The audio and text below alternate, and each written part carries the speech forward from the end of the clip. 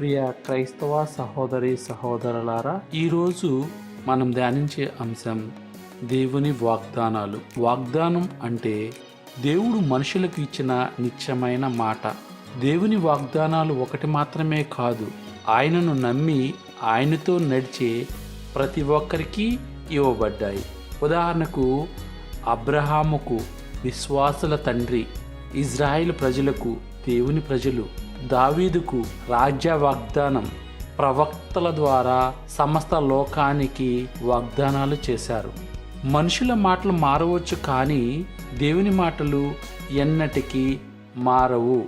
సంఖ్యాకాండము 23వ అధ్యాయము 19వ వచనంలో దేవుడు మనుషుడు కాదు అబద్ధం పలుకుటకు, ఆయన పలికినది చేయకుండా ఉండునా?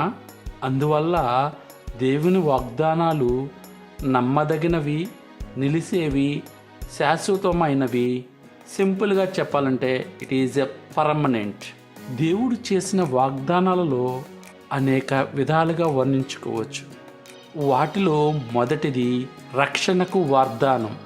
దేవుడు మనిషిని పాపం నుండి విడనాటకు యేసును ఇచ్చాడు. యోహాను సువార్త 3వ అధ్యాయము 16వ వచనంలో ఆయనను విశ్వసించిన వాడు నశింపక నిత్య జీవము పొందును. ఇక్కడ రక్షణకు వాగ్దానం చేశాడు. ఇకపోతే రెండో వాగ్దానం సహాయానికి వాగ్దానం, తోడుగా ఉండుటకు. మత్తయి సువార్త 28వ అధ్యాయము 20వ వచనం, ఇదిగో నేను యుగాంతం వరకు మీతో కూడా ఉంటాను. అంటే దేవుడు మనకు ఇచ్చే భరోసా, నీవు ఒంటరివి కాదు. సంతోషంతో, కష్టంలో దేవుడు మనతో ఉన్నాను అని వాగ్దానం చేస్తున్నాడు. ఇకపోతే మూడవ వాగ్దానం అవసరాలకు సరఫరా చేయుటకు వాగ్దానం. ఫిలిప్పీలకు రాసిన లేఖ 4వ అధ్యాయము 19వ వచనం, దేవుడు సమస్త అవసరములను తీర్చును.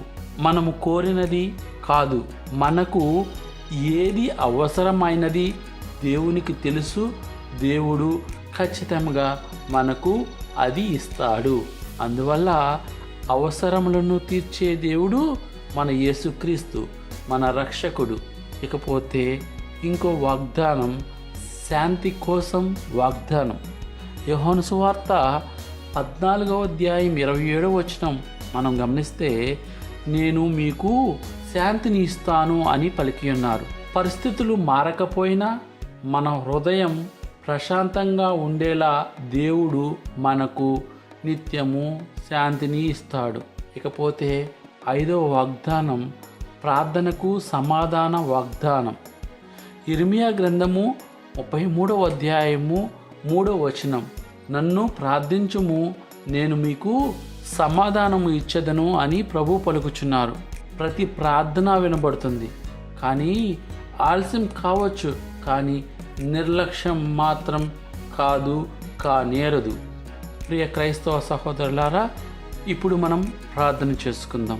ప్రియమైన పరలోక తండ్రి, నీవు అబద్ధము పలకని దేవుడు అని మేము నమ్ముచున్నాము.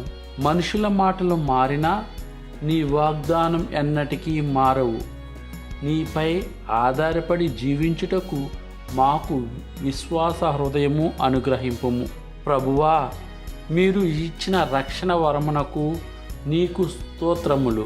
నిన్ను విశ్వసించి నిత్య జీవము పొందిన వారమై నిలిచేలా మమ్ములను బలపరచుము. మీరు ఎల్లప్పుడూ మాకు తోడుగా ఉన్నావని గుర్తుంచుకున్నట్లు చెయ్యము. ఒంటరితనములో, బాధలో, సందేహములో నీ సన్నిధిని అనుభవించినట్లు కృపచూపము. మా సమస్త అవసరములను తీర్చు దేవుడా.